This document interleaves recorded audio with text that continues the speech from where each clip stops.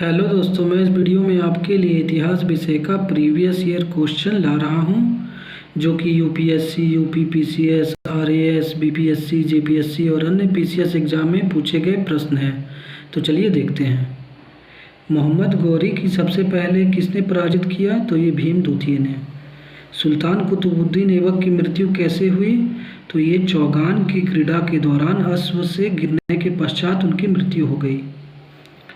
अपनी शक्ति को समेकित करने के बाद बलबन ने भव्य उपाधि धारण की, तो ये जिले इलाही की उपाधि धारण किया था।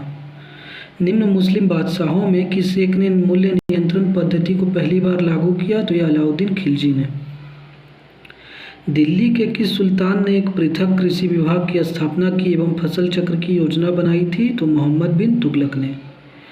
मूर देश का यात्री इब्न बतूता किसके शासनकाल में भारत आया? तो मोहम्मद बिन तुगलक के शासनकाल में। मध्यकालीन भारतीय राजाओं के संदर्भ में निम्नलिखित में से कौन सा कथन सही है? तो ये इसका डी ऑप्शन होगा। फिरोज तुगलक ने गुलामों का एक अलग विभाग स्थापित किया। राज्य के खर्च पर हज की व्यवस्था करने वाला पहला भारतीय शासक था, तो ये फिरोज तुगलक। दिल्ली की राजगद्दी पर अफगान शासकों के शासन का निम्नलिखित में से कौन सा एक सही कालानुक्रम है? तो सर्वप्रथम बहलोल खान लोदी, उसके बाद सिकंदर शाह और थर्ड में इब्राहिम लोदी। निम्नलिखित कथनों पर विचार कीजिए। नरसिंह सालूब ने संगम वंश का अंत किया और उसने राज सिंहासन छीनकर सालूब वंश आरंभ किया। सेकेंड कथन है, वीर नरसिंह ने अंतिम सालूब शासक को गद्दी से उतारकर राज सिंहासन छीना।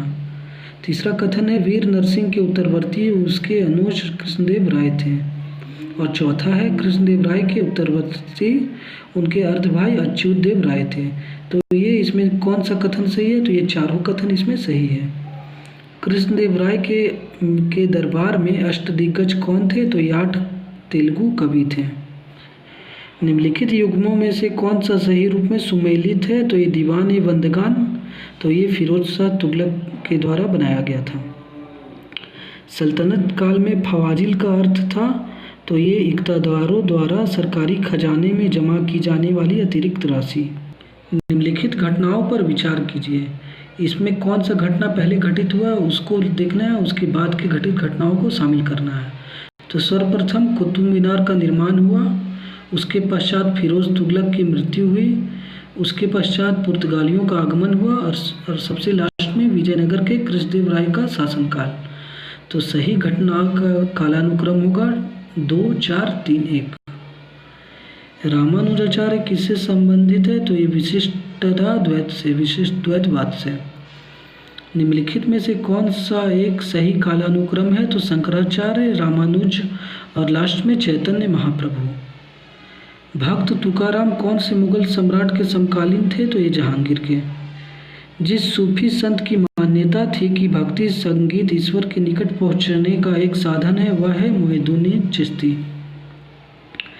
बाबर को भारत पर आक्रमण करने के लिए आमंत्रित करने वालों में से एक आलम खान, तो ये इब्राहिम लोदी के संबंधी थे तथा वह दिल्ली के राज सिंहासन के दावेदार थे।